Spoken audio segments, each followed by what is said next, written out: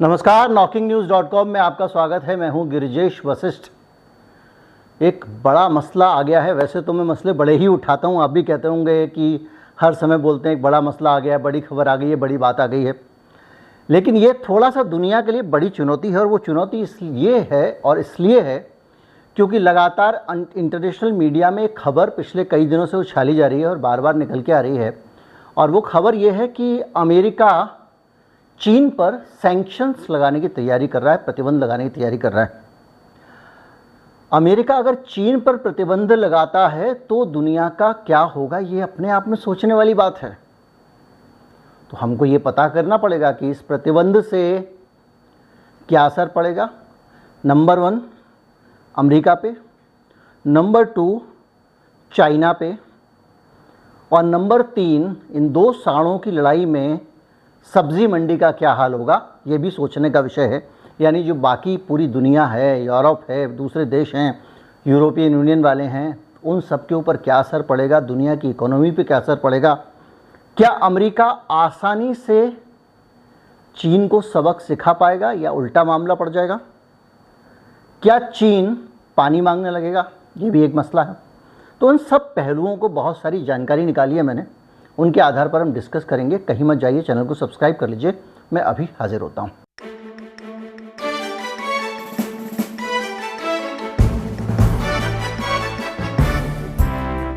दरअसल हुआ क्या है कि पिछले कुछ दिनों से लगातार ये जो ताइवान वाला मसला आया है, उसके बाद से ताइवान की सरकार और ताइवान के लोग जो अधिकारी हैं और प्रतिनिधि हैं, वो पूरी दुनिया में लॉबिंग कर रहे हैं।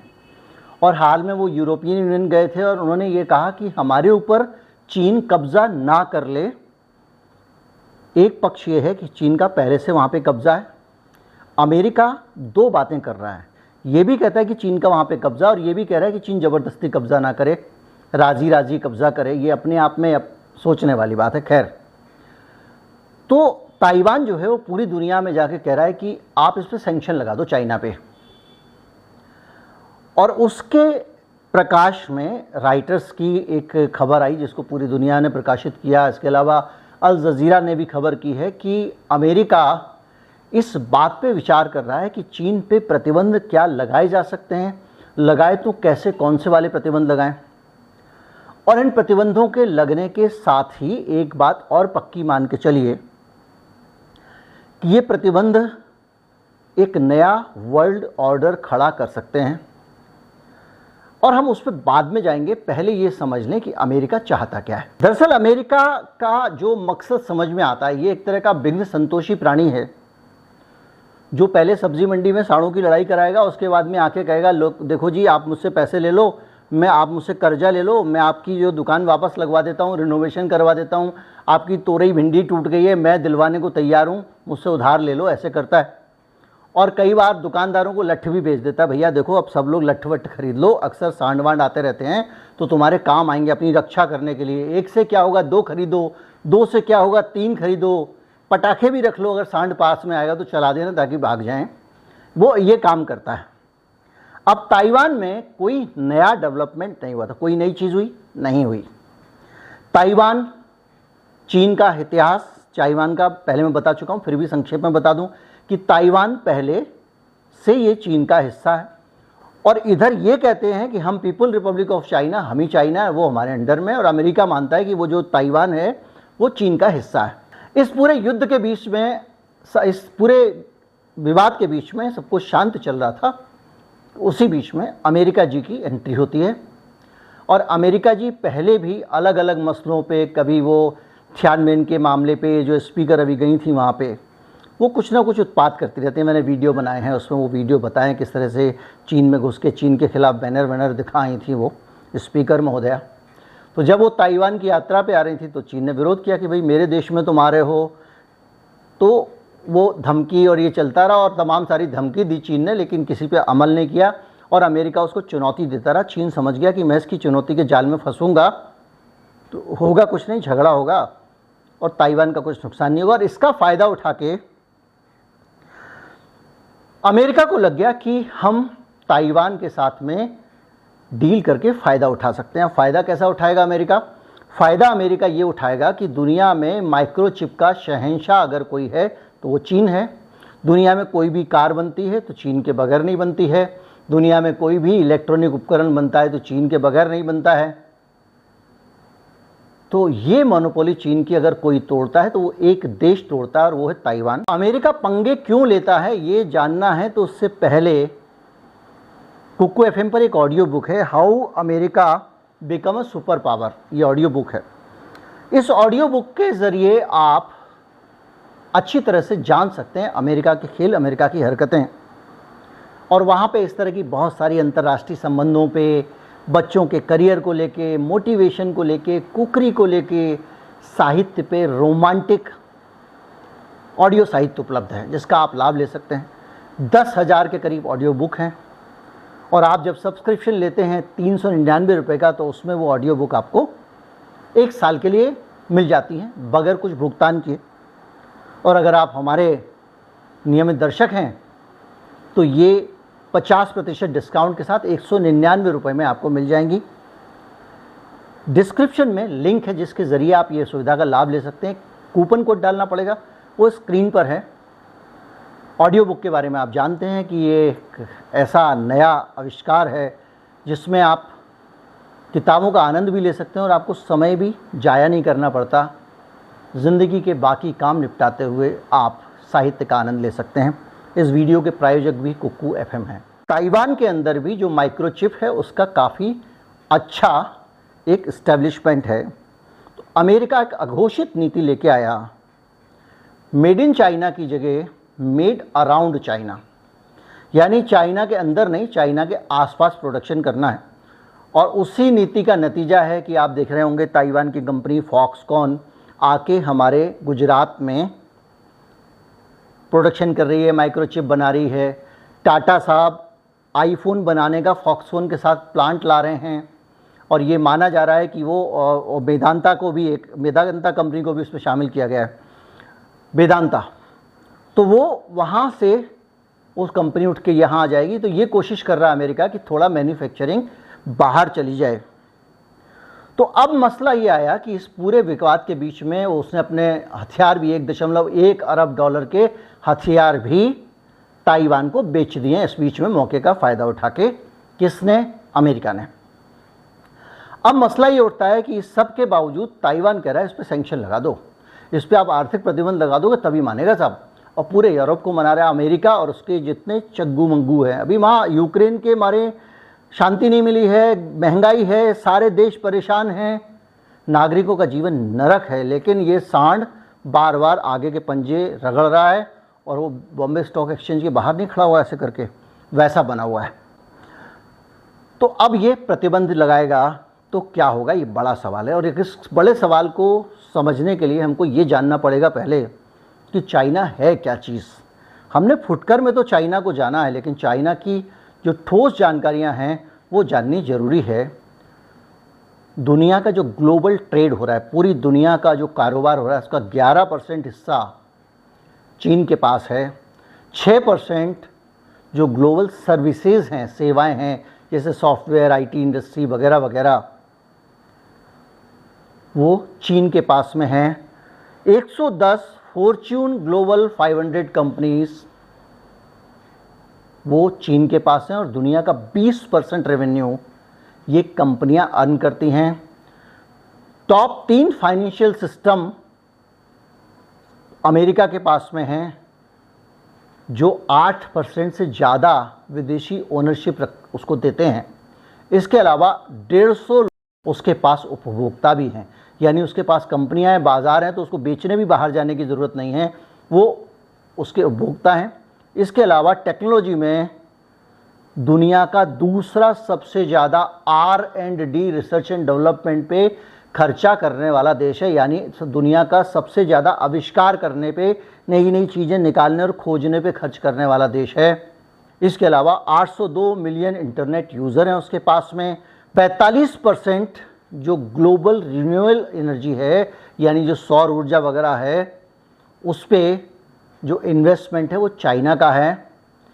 और कार्बन एमिशन भी दुनिया का 28% चाइना करता है। ये उसकी बुराई है, लेकिन इससे ये पता चलता है कि कितने बड़े स्तर पे वहाँ काम हो रहा है।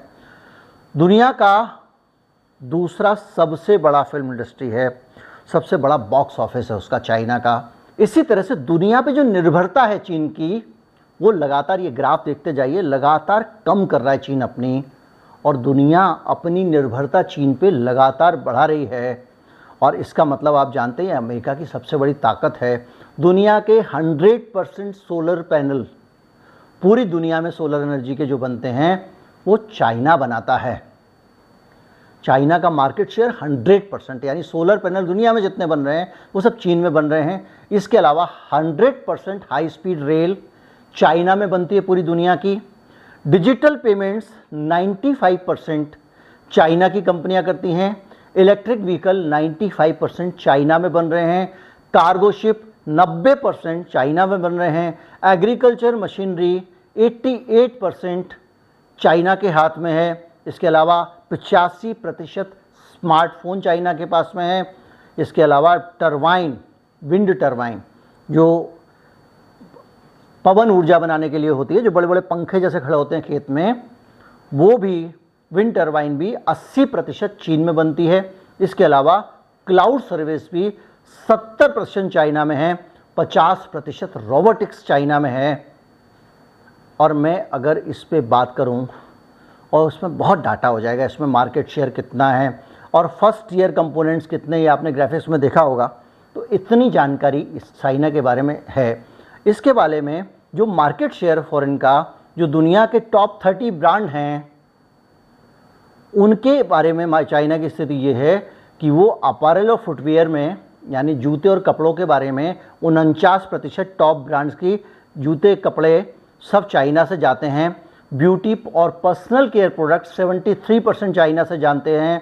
कंज्यूमर अप्लायंसेस 29% चाइना से जाते हैं, और बाकी जो बनते हैं वो चाइना के भेजे हुए रीब्रांडिंग करके बिक रहे होते हैं। इसके अलावा home care 37%, health wellness 38%, packaged food 45%, personal accessories 42%, toys end game 47%, अनंत।